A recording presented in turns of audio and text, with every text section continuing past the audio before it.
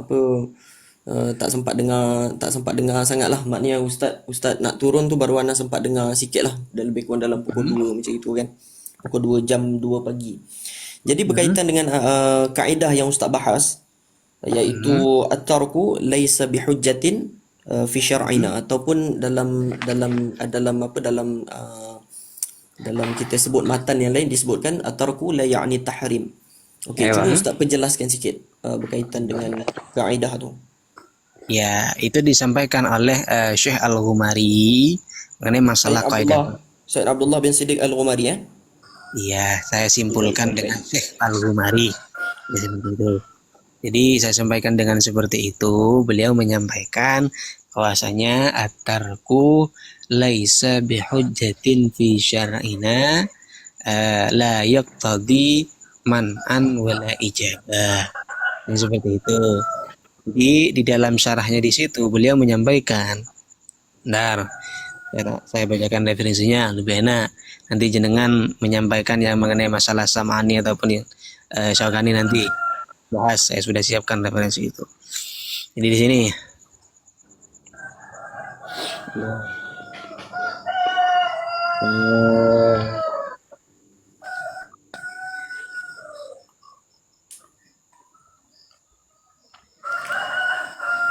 di sini at-tarku laisa bihujjatin fi syar'ina la yaqtadi man'an wala ijabah.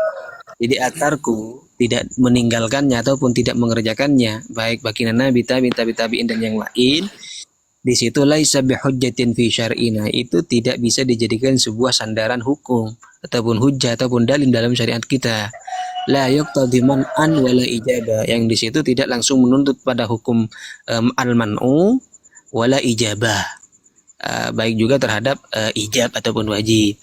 Bahkan di dalam syarahnya di sini disebutkan dalam keterangannya, wala qadit tafakoh, sungguh bersepakat ulama ul muslimina, yaitu ulama muslim salafan wa khalafan, ulama salaf dan ulama khalaf, syarqan wa gharba, penjuru timur dan barat, ala annat tarka, bahwasanya sesungguhnya tidak mengerjakannya baginda Nabi dan seterusnya, laisa maslakan lil istidlal, ini tidak bisa dijadikan sebuah landasan hukum dalam beristidlal bimufradihi, hanya karena meninggalkan ataupun hanya karena tidak meninggalkan.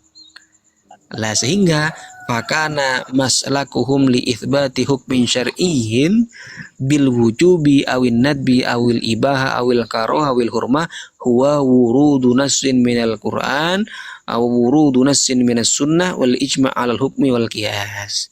Seperti itu. Jadi tidak bisa dengan tidak hanya karena tidak dikerjakan oleh baginda Nabi. Itu yang pertama. Kalau mau dibahas mengenai masalah tanggapan ataupun mau dibandingkan dengan apa itu yang disampaikan oleh siapa itu? Bentar. Syaukani. Ya, saya bacakan. Hmm, ini biar lebih puas. Dengan katanya tadi malam menyinggung ini, katanya ada orang yang bilang seperti itu. Wes, saya bacakan di sini. Di sini dalam kitab apa itu Irsyadul Fuhul, tapi sebelumnya tahu jenengan Imam Syakoni itu ulama apa? Apa dia?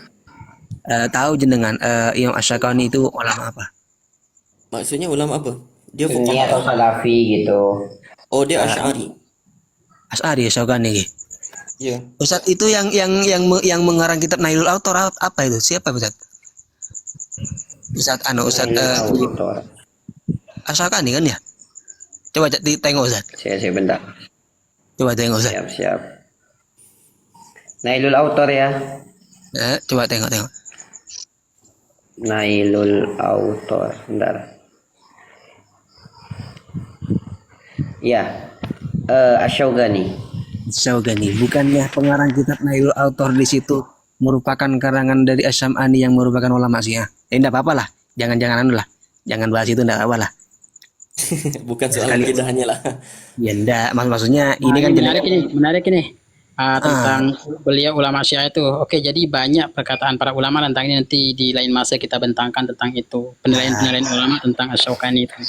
Ya, jadi Imam Asy-Syaukani itu merupakan apa itu dari Syiah, tapi Syiahnya itu Zaidiyah. Dan beliau itu Moderat bertobat. kerja ya.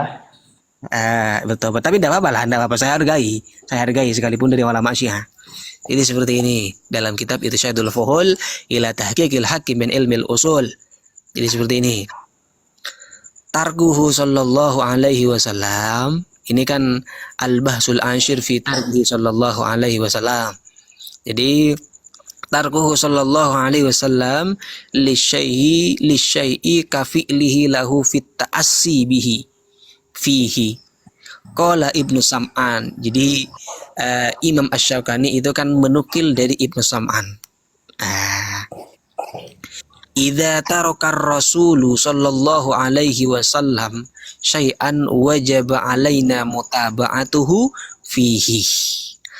Ala taro annahu sallallahu alaihi wasallam kama qaddima ilaihi ad-dabbu fa amsaka anhu wa taraka akluhu wa taraka aklahu amsaka anhu as-sahabah wa taraku ila an qala lahum innahu.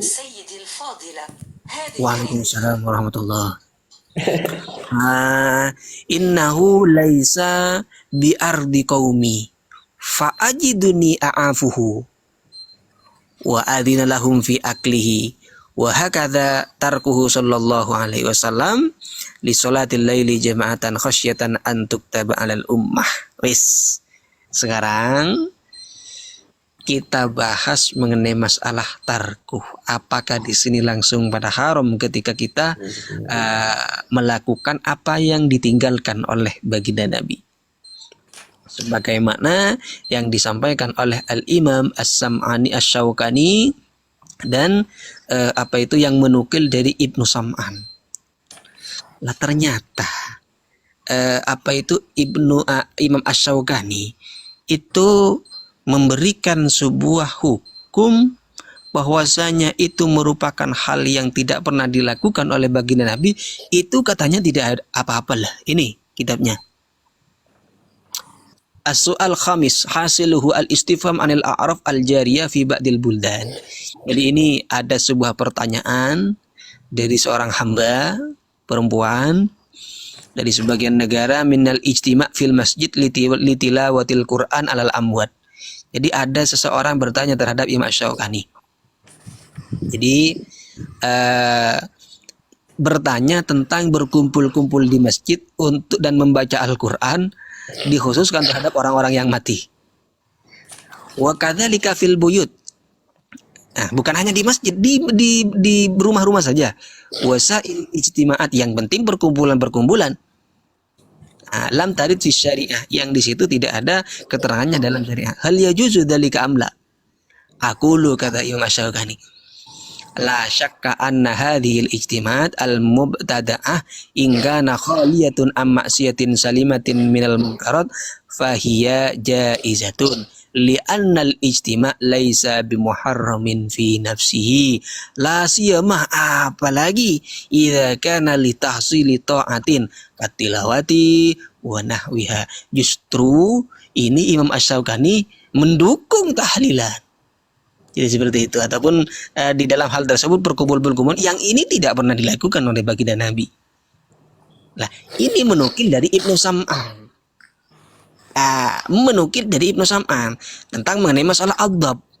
Lah, sekarang bagaimana adab di sini? Kita kaji dulu. Kita kan kalau belajar kitab harus dikaji. Tidak boleh mentekstualkan untuk membuktikan kita itu luas di dalam pengetahuan kitab. Kita baca tentang mengenai masalah adab. Di sini disebutkan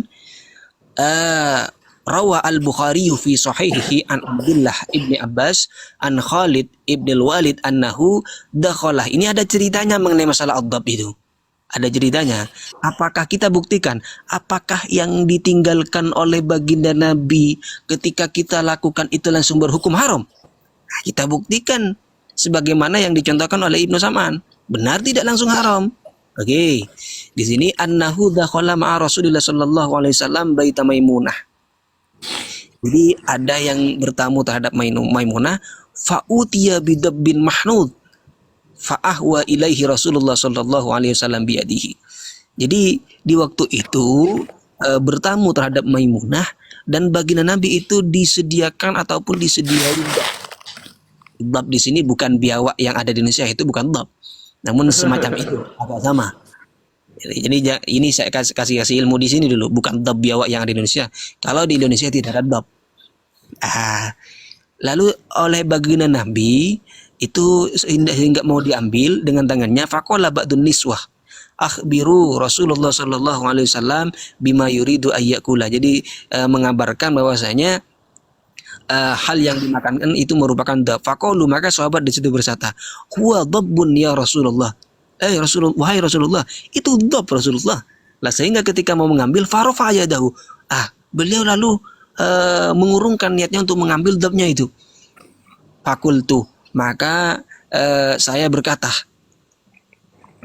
kata sahabat di situ, aharamun huwa ya Rasulullah, kenapa tidak jadi jenengan mengambil dab itu Rasulullah? Apa itu haram? Qala, apa kata Rasulullah? La, tidak haram. Walakin lam yakun bi ardi qaumi fa ajiduni afuhu. Bukan haram. Saya tidak mengambil ataupun tidak memakan dab ini bukan langsung haram. Cuman makanan seperti ini tidak ada di wilayah ataupun di negeri saya. Jadi seperti itu. Sehingga fa'ajidni a'afuhu. Apa artinya fa'ajidnu a'afuhu di sini? Maka Al-Hafidz Ibnu Hajar menyampaikan qauluhu fa'ajiduni a'afuhu ay akrahu aklahu. Jadi kata baginda Nabi, saya tidak mengambil fa'ajiduni a'afuhu. Saya cuma tidak suka makanan ini. Bukan langsung haram. Makanya kalau kita menemukan sebuah keterangan, kalau dibandingkan dengan keterangan-keterangan yang ditelusuri dengan keterangan kitab-kitab lain, maka akan ketemu. Pertama, Asy-Syaukani di situ mengatakan bahwasanya hal di situ merupakan sebuah kewajiban yang ditinggalkan oleh baginda Nabi untuk kita wajib untuk meninggalkan. Ternyata Imam Asy-Syaukani mengiyakan pembacaan tilawah yang dikhususkan terhadap mayit yang itu tidak pernah dilakukan oleh baginda Nabi. Terus Asy-Syaukani di situ memberikan sebuah juga kewajiban terhadap hal yang tidak dikerjakan oleh baginda Nabi tentang mengenai masalah dhab. Lah ternyata di dalam hal yang dicontohkan itu bukan meninggalkan hal amrun yang wajib untuk ditinggalkan, akan tetapi amrun mubah. Kami buktikan lagi di situ bahwasanya merupakan amrun mubah. Bismillahirrahmanirrahim.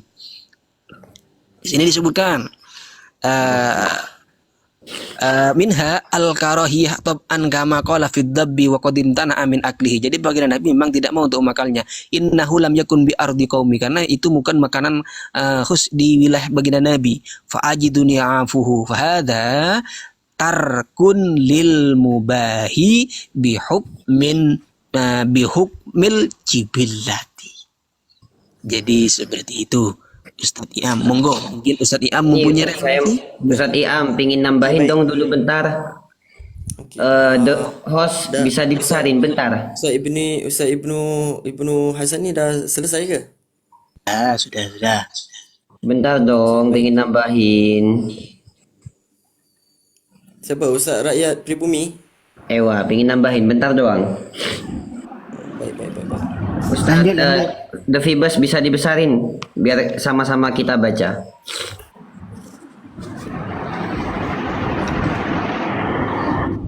Bismillahirrahmanirrahim. Qala al-musannifu rahimahullahu taala wa nafa'ana bihi wa bi ulumihim fid dharain amin. Di dalam kitab Al-Insaf fi ma usira haulahul khilaf, di sini ada pembahasan besar. Jadi saya kira teman-teman Salafi sangat recommended untuk membaca kitab ini, Al-Insaf fi ma usira haulahul khilaf, terkait tema besar at-tarku la yadullu la yufidu tahrim asy. Bahwasanya Rasulullah meninggalkan tidak memberikan faedah, akan mengharamkan sesuatu. Perhatikan di sini beliau menjelaskan bahwasanya An-tarka la yufidu karahah, bahwasanya meninggalkan itu tidak menunjukkan akan kemakruhan, fatlan anil hurmah, lebih-lebih terkait keharaman. Kenapa? Wa dalilu hadhil qaidah mayati. Dalilnya kaidah ini adalah hal-hal berikut. Yang pertama, annat tahrim la budda fihi min wurudi ahadi hadhil umur. Bahwasannya mengharamkan itu harus ada beberapa perkara. Yang pertama, iman nahyu, adanya larangan, au lafdzut tahrim, atau ada lafaz keharaman. Kemudian dhammul fi'li, ada ketidaksukaan atas pekerjaan itu, awit tawa'ud alaihi bil iqabi, ancaman akan siksaan, au duhulihi tahta qaidatin syar'iyyatin taqtadi tahrimahu, atau masuk kepada sebuah di bawah kaidah syariah yang menuntut akan keharaman. Kemudian yang kedua, qala Allah Ta'ala, wa ma atakum rasulu fakhudhuhu wa ma nahakum anhu fantahu. Apa-apa yang Nabi kerjakan, apa-apa yang Nabi lakukan maka kerjakanlah, dan apa-apa yang Nabi tinggalkan maka jangan dikerjakan. Nah, kemudian kata beliau, walam yakul wa ma taraku fantahu. Ucapan beliau adalah yang Nabi larang, bukan yang Nabi tinggalkan. Nah, maka kata beliau fattarku la yufidut tahrim. Artinya meninggalkan itu bukan menunjukkan akan keharaman. Kemudian juga hadis Nabi ini sama sih sebenarnya, intinya sama. Nah, sekarang saya langsung kepada penjelasan anwa'ut tarki. Sebenarnya kenapa sih Rasulullah itu kok meninggalkan akan tahlilan atau maulid Nabi semisal gitu. Jadi ada beberapa kejadian yang mana Rasulullah itu meninggalkan suatu perkara dikarenakan ada beberapa alasan. Setidaknya di sini ada 8 kalau nggak salah ya. Yang pertama di sini oleh beliau dijelaskan, idza tarakan nabi syai'an fayahtamil wujuhan ghairat tahrim. Ketika Nabi meninggalkan sesuatu, maka di situ ada ihtimal akan bahwasanya di situ bukanlah sebuah keharaman. Yang pertama, ayyakuna tarkuhu adah. Yang Nabi tinggalkan itu dikarenakan di situ adalah adah, tradisi. Saya kira yang pertama ini gak usah saya jelasin karena sama Ustadz Ibnu Hasani udah panjang lebar tadi terkait debu, sama ya. Jadi saya loncat langsung kepada yang kedua. Alasan Nabi meninggalkan. Yang kedua adalah ayyakuna tarkuhu nisyanan, dikarenakan Nabi lupa. Semisal faqad saha fis shalah fataraka minha syai'an. Nabi lupa ketika sholat lalu meninggalkan sesuatu. Kemudian fasuila, lalu Nabi ditanyakan. Fasuila, lalu Nabi ditanyakan, hal hadasa fis shalah syai'? Faqala innama ana basyarun ansa kamatan saun. Saya itu manusia, jadi saya lupa sebagaimana kalian lupa. Oke, yang kedua, yang pertama karena ada, yang kedua karena Nabi lupa. Yang ketiga, ayyakuna tarkuhu makhofatan ayyafrada ala ummatihi. Nabi meninggalkan hal itu dikarenakan ketika Nabi mengerjakan dikhawatirkan menjadi kewajiban bagi umatnya. Semisal katarkihi sholat tarawih hina jitama as-sahabah liyusalluha ma'ahu. Ketika Nabi meninggalkan melaksanakan sholat tarawih, padahal ketika itu para sahabat udah berkumpul untuk sholat tarawih secara bersamaan dengan Nabi. Dikhawatirkan wajib gitu. Kemudian yang keempat, ayyakuna tarkuhu li'adami tafkirihi fihi. Nabi meninggalkan hal itu dikarenakan Nabi gak kebayang untuk melakukan hal itu. Walam yakhtir ala balihi. Jadi Nabi itu gak punya pemikiran untuk melakukan hal itu. Faqad kana yakhtubul jum'ah. Nabi itu ketika khutbah Jum'ah ila jad'in nahla walam yufakkir fi amali kursiyin yakumu alaihi. Nabi itu tidak terbayang oleh Nabi untuk untuk berkhutbah yakumu alaihi sa'atal khutbah, dalam keadaan berdiri. Falamma taraha alaihi amalu mimbarin yahtubu alaihi wa faqahu wa aqarahu li'annahu ablaw fil isma. Namun kemudian oleh Nabi hal itu diperbolehkan li'annahu ablaw fil isma. Nah, ini adalah sahabat yang pertama kali melakukan. Cuma karena apa? Kemudian oleh Nabi diikrar hal itu dikarenakan ablag fil isma. Padahal sebelumnya Nabi gak punya pola pikir untuk melakukan hal itu. Kemudian yang kelima, Nabi meninggalkan karena apa? Ayyakuna tarkuhu lidukhulihi fi umumi ayatin au ahadis. Katarkihi sholat ad-duha. Nabi meninggalkan hal itu dikarenakan pekerjaan itu sudah masuk kepada keumuman ayat atau hadis. Semisal Nabi meninggalkan sholat duha, wa kasiron minal mandubat, dan hal-hal lain daripada yang sunnah, li'annaha mashmulah liqaulihi subhanahu wa ta'ala, karena hal itu sudah masuk pada firman Allah yang berbunyi waf'alul khaira la'allakum tuflihun. Kemudian ilat yang keenam, Nabi kenapa kok bisa tidak melakukan hal itu, meninggalkan hal itu. Yang keenam, ayyakuna tarkuhu khasyata taghayyuri qulubis sahabah au ba'dihim. Nabi meninggalkan hal itu dikarenakan Nabi itu khawatir berubahnya hati sahabat atau sebagian dari mereka.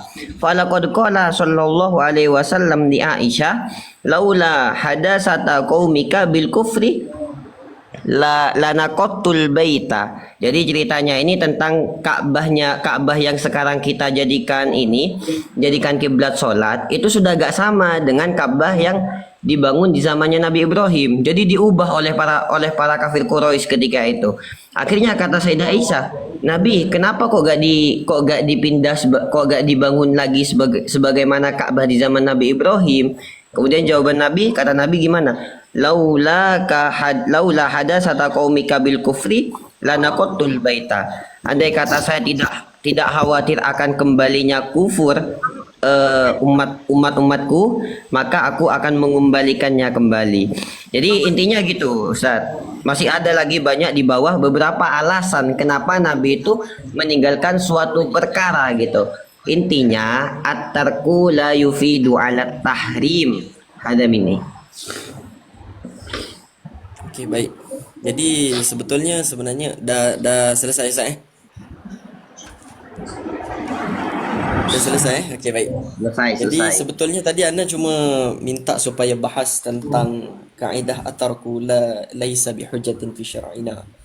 Ya, tetapi tengok perbahasannya maknanya cuba mengalihkan perbahasan kepada seolah-olah kita mengharamkan setiap yang Nabi SAW tinggalkan. Walhal dalam perkara itu kita sepakat bahawa di dalam kaedah at-tark itu bukan menjadi kayu ukur dalam menentukan sesuatu itu haram. Itu memang kita sepakat. Walaupun sebahagian daripada kalangan ulama ada juga yang berpendirian sesuatu yang tidak dilakukan oleh Nabi misalnya haram. Okey. Tapi tidaklah semua ulama berpendirian begitu. Okay, jadi maknanya itu kita sepakat. Cuma dalam qaul yang disebut tadi di dalam Irsyadul Fuhul itu yang disebut oleh Asy-Syaukani, oleh Ibn Sam'ani. Cuba di situ menunjukkan bahawa para as-sahabah ini dalam masalah top tu, bila disebutkan oleh As-Sam'ani, ala tara annahu lamma qudima ilaihi ad-dab fa amsika anhu wa taraka aklah. Apakah kamu tidak mengetahui bahawa ketika mana Nabi SAW tidak memakan top, maka para sahabat amsik, mereka berhenti setakat itu. Maka di sini bukan perbahasan halal atau haram sesuatu yang Nabi SAW tinggalkan ataupun sesuatu yang Nabi SAW tidak lakukan. Bukan di situ perbahasannya. Tetapi perbahasannya adalah bila mana kita tidak ingin melakukan apa yang Nabi lakukan. Adakah itu bermasalah? Jawapannya pasti tidak bermasalah. Kerana daripada tadi referensi yang dibawa pun referensi daripada ulama antum. Jika kita ingin bawa referensi daripada ulama kita, ya ada referensi daripada ulama kita yang mungkin berbeza dari sudut pendirian seperti mana yang antum bawakan. Misalnya anda bawakan satu hadis daripada Aisyah radhiyallahu taala anha, yang mana ini biasalah kita dengar. Hadis ini yang mana Aisyah radhiyallahu taala anha dia kata bahawa Rasulullah sallallahu alaihi wasallam bersabda, "Man ahdatha fi amrina hadha ma laysa minhu fahuwa rad." Sesuatu yang diada-adakan di dalam urusan agama itu ia tertolak. Adakah kita tidak boleh berdasarkan hadis itu, adakah kita tidak boleh um, berhenti daripada melakukan sesuatu yang tidak disuruh ataupun tidak disyariatkan di dalam agama? Adakah salah di situ? Tidak salah. Maknanya apa yang tidak dilakukan oleh Nabi wala sahabah, kemudian kita tidak melakukan perkara tersebut, adakah salah? Jawapannya pasti tidak salah. Tetapi daripada tadi referensi yang dibawa, pandangan yang dibawa tadi seolah-olah menekan tidak boleh kita mengharamkan. Sedangkan di sana tetap ada pandangan ulama yang mengharamkan. Bahkan ulama yang melarang, misalnya ulama yang memakruhkan. Yang mana Mana bagi ulama yang contoh dalam berdasarkan kepada hadis daripada Aisyah radhiyallahu taala anha tadi, seperti mana yang disebut oleh al-Imam Imam Ibn Hajar di dalam Al-Fathul Bari. Berdasarkan kepada hadis tersebut daripada Aisyah radhiyallahu taala anha, "Man ahdatha fi amrina hadha ma laysa minhu fahuwa rad." Daripada hadis itu kata Ibn Hajar, "Man ikhtara'a fid din ma la yashhadu lahu aslun min aslihi fala yaltafitu ilaihi wa qawlihi raddun ma'nahu mardud ka'annahu qala fahuwa batilun ghairu mu'tadun bihi." Qala Ibn Hajar fil Fathul Bari. Jadi dalam masalah sesuatu yang ditinggalkan oleh Nabi SAW, kita boleh berbeza pandangan. Mahu mengatakan perkara itu harus, mahu mengatakan perkara itu makruhah, mahu mengatakan perkara itu haram. Tetapi kita tidak boleh menafikan bahawa bila mana Nabi SAW meninggalkan sesuatu perkara, maka sahabat akan meninggalkannya. Misalnya tadi dalam masalah memakan dhab tu tadi, bahawa Nabi SAW tidak, bila tidak makan maka para sahabat fa'amsiku anhu wa tarku aklah. Mereka berhenti, kemudian mereka tidak memakan dhab tersebut. Sehinggalah Nabi SAW kata, "Innahu laysa bi ardi qaumi fa'ajiduni a'afu." Kerana itu tidak menjadi adat, tidak menjadi makanan kebiasaan di tempatku. Tetapi Ustaz, aku tidak mengharamkan, cuma aku tidaklah suka untuk makan Ustaz, dhab tersebut. saya tadi patenkan bahasa jenengan, ada bahasa jangan menafikan, ada juga ulama yang mengharamkan untuk mengerjakan hal yang ditinggalkan oleh baginda Nabi. Jangan menafikan ini. Ini ulama siapa yang mengatakan ketika ada hal yang ditinggalkan ini juga langsung mengatakan haram? Ini ulama siapa? Monggo dibaca. Ana letakkan satu qaul ataupun pandangan. Kebetulan tadi membahas daripada awal tadi berkaitan ustaz, antara Ustaz Riyak dengan Ustaz Abdul Hasani bercakap berkaitan dengan dalil tentang penyediaan makan ataupun kata sebagai sina'atul ta'am, menyediakan makan. Ana rujuk daripada kitab Al-Fiqh Sunnah karangan Said Sabiq. Tetapi Said Sabiq ini pun dituduh Wahabi oleh sebahagian orang kan. Bukan sebagian orang, memang ulama ada yang menganggap seperti itu, bukan sebagian orang. Sebahagian orang lah tu, ulama tu orang lah tu. Oh iya. Jadi sebahagian orang menuduh Said Sabiq orang ya, Said Sabiq ini sebagai Wahabi. Dalam masalah, contoh anda bagi tadi, dalam masalah kita ambil satu masalah lah, masalah menyediakan makan kepada orang, tidak dilakukan oleh Nabi SAW. Maka disebutkan oleh Syekh Said Qutb, Said Sabiq di dalam kitab beliau Usulah, mana beliau mengatakan ittafaqal a'immah ala karahati san'i ahli al-mayt ta'aman lin-nas yajtami'una alayhi lamma fi dhalika min ziyadatin musibatun alaihim.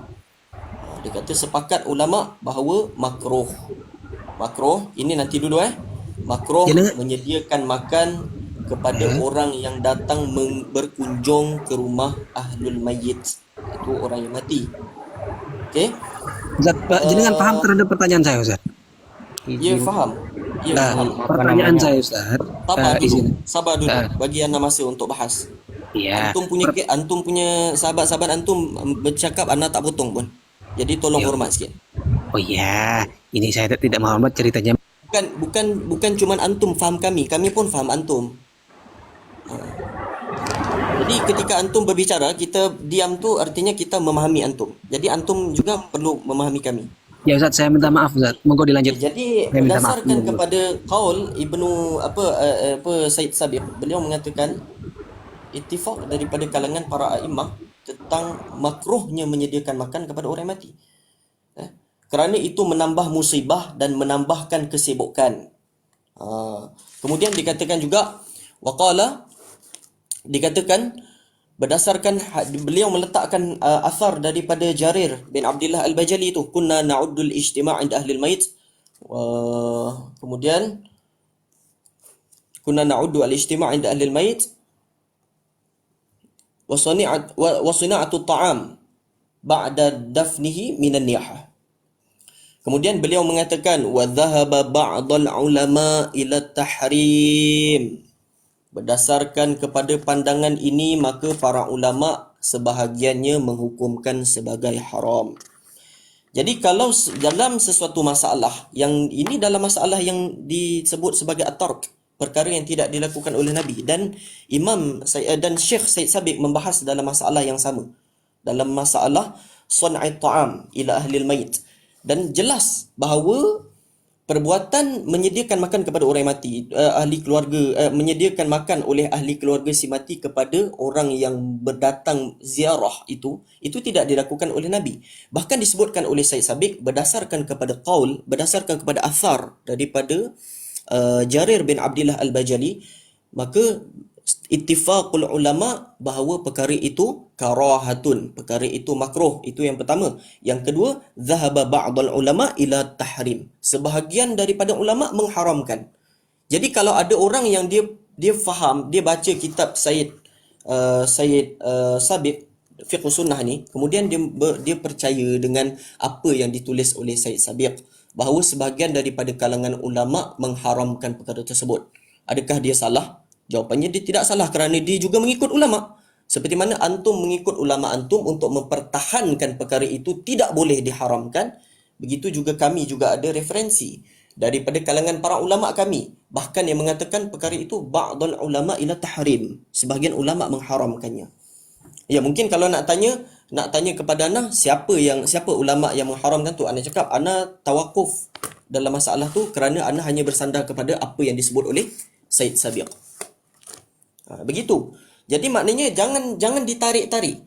Tadi ana cuma minta supaya syarahkan berkaitan dengan kaedah at-tarku laisa bihujjatin fi syar'ina, itu saja. Ana tidak minta supaya antum mengulas tentang qaul yang disebut oleh Asy-Syaukani. Tetapi tak apalah, dah terlanjur antum membahas tentang perkara tersebut. Okey, jadi tafadhal, ana pun tak kisahlah. Maknanya kita terbuka, kita sedia untuk mendengar. Cuma dalam masalah ini tidak ada ijma' bahawa perkara itu haram. Di sisi ulama memang tidak ada ijma' bahawa sesuatu yang ditinggalkan oleh Nabi SAW itu haram. Tidak ada ijma'. Maka apabila tidak ada ijma', pasti akan berlaku perselisihan pandangan daripada kalangan ulama. Sebahagian yang membolehkan, sebahagian lagi tidak membolehkan. Maka orang yang berpegang kepada pandangan yang membolehkan, ya silakan. Orang yang berpegang kepada pandangan yang tidak membolehkan, jangan dipaksa. Jangan dipaksa, oh dalilnya macam ini, dalilnya ini kerana tak boleh kita. Tak boleh. Itu dari sudut penilaian antum. Kami juga ada penilaian kami, dan kami juga ada referensi kami. Begitu. Assalamualaikum, izin Tuan Ustadz. Jadi Ana nak dengar Ustaz Ilman lah, sebab tadi Ustaz Ilman dia tengah nak cakap kan. Oh iya, Ustadz Iam sudah. Ilman, tafadhal Ustaz. Ustadz. Pertama, ketika antum membawakan hadis yang dari Sayyidatina man ahdasa fi amrina, itu kan riwayat dengan matan yang muttafaq alaih, diriwayatkan oleh Imam Muslim dan Bukhari, dan pada dasarnya mereka tidak mengatakan sebagaimana yang antum katakan. Kemudian yang kedua, Apa? antum Ustaz, ulang membawakan. balik. Ulang sekali lagi. Antum seolah-olah mengatakan ana berbohong. Ulang sekali lagi. Enggak, begini, antum kan Ulang sekali lagi. membawakan matan hadis man ahdasa fi amrina hadza ma laysa minhu fahuwa raddun. Mhm. Itu kan matannya muttafaq alaih. Tapi tok notabennya mengatakan tidak semua perkara yang muhdats itu langsung raddun. Antum bisa buka di dalam Muslim di Iya, mana iya, iya. Imam Ana Muslim setuju. membawa. Ana setuju itu. Oke. Ana setuju itu. Kemudian kalau setuju itu ya kita lanjut ke yang kedua. Antum ketika membawakan dalam Fathul Bari ada yang ikhtaro'a di dalam agama maka itu raddun. Tapi yo tidak semua bid'ah langsung raddun. Coba kita lihat di dalam bab lain. Kalau memang kita mau membawa pendapat beliau, bawa keseluruhan. Di mana di dalam Fathul Bari sendiri pun Imam Ibnu Hajar Al-Haytami dalam hal lain itu mengutip riwayat kurang lebih seperti ini. Tatkala An Mujahid qala dakhaltu ana wa Urwa bin Zubair al-masjida fa idzan Abdullah bin Umar jalisun ila hujrati Aisyah fa idzan nasun yusalluna duha fa sa'alna an salatihim fa qala bid'atun. Satu. Ya, kita lanjut riwayatnya. Warwa ibnu Abi Syaibah bi isnadin sahihin anil Hakam ni al-A'raj anil A'raj qala sa'altu ibnu Umar an salatid duha fa qala bid'atun wa ni amatul bid'ah. Jadi sepakat enggak mesti langsung antum katakan ikhtaro'a kemudian ikhtaro'a itu langsung terus dolalah. Karena ikhtaro'a itu dengan bid'ah kurang lebih sama muradif maknanya. Itu yang kedua. Kemudian riwayat yang antum bawakan tadi mengenai apa namanya? Kunna na'uddul ijtima'ah ila akhir sampai minan niyaha itu kan diriwayatkan di dalam 3 kitab hadis. Ada yang ditulis oleh Imam Ahmad di dalam musnadnya. Pertama saya kasih tahu di dalam musnad Ahmad itu bermasalah pada rawi Nasr bin Bab. Siapa saja yang mendoifkan rawi Nasr bin Bab, antum buka di dalam Al-Kamil Fid Du'afa'ir Rijal. Di situ Nasr bin Bab dikatakan apa Oh, namanya? Ustaz, Doif. Ustaz masih nak membahas berkaitan dengan Ustaz, apa? belum selesai Ustaz. Katanya jenengan harus didengarkan dulu tadi. Belum selesai beliau. Jadi dengarkan dulu. Ini statement dari jenengan untuk saling menghargai. Ini dari jenengan kan? Baik. Sila. Tadi ana cuma nak tahu je adakah perbahasan itu masih nak berkisar dalam Kan bisa ditunggu. Tadi kan saya minta maaf terhadap jenengan kalau saya itu sebenarnya mau bertanya, disalahkan oleh jenengan. Jadi saya minta maaf jadi seperti itu. Jadi didengarkan. silakan. Iya, tadi kan antum membawakan itu hadis itu. Nah, saya komentari apa yang antum bawakan begitu. Kemudian antum bisa buka ad-du'afa wal matrukun lid Daruqutni. Orang-orang doif dan hadisnya ditinggalkan yang ditulis oleh Imam Daruqutni. Rawi nomor 544 itu termasuk Nasr bin Bab Al-Khurasani. Di Mizanul Iqtidal punya Imam Ad-Dahabi. Siapa saja yang mendoifkan Nasr bin Bab ini? Imam Bukhari mengatakan dia Al-Kadzab, Imam Ibnu Mu'in mengatakan dia laisa hadithuhu bisyai', Imam Ibnu Hibban mengatakan la yahtajju bihi. Sampai sini kalau masih kemudian pasti yang antum mau mengatakan oh ini hasan li ghairihi karena ada riwayat yang ditulis oleh Imam Ibnu Majah dan siapa lagi satu itu di dalam Mu'jamul Kubra punya Imam Tobroni. Nah, di sini sama saja tapi yang di dalam Mu'jamul Kubra itu riwayatnya diriwayatkan juga di dalam Ibnu Majah karena Ibnu Majah meriwayatkan dengan tahwilul hadis. Jadi ada 2 cabangan kalau antum ya saya rasa antum belajarlah masalah tahwilul hadis itu. Tahwilul hadis, tahwilul isnad. Nah, di dalam situ bagaimana? Isnad dari 2 isnad itu bakal ketemu dengan Husaim. Nah, apakah Husaim ini langsung sikot subut hofat? Tidak. Husaim itu dipermasalahkan karena beliau adalah seorang mudallis.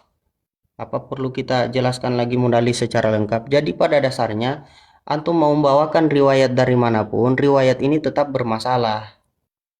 Kurang lebih seperti itu. Kemudian, kalaupun kalian menganggap itu sahih, masih tetap dijelaskan kebolehan dalam hal-hal seperti tadi oleh Imam Suyuti. Saya rasa sudah dibawakan tadi. Kurang lebih seperti itu. Terima kasih. Oke, jadi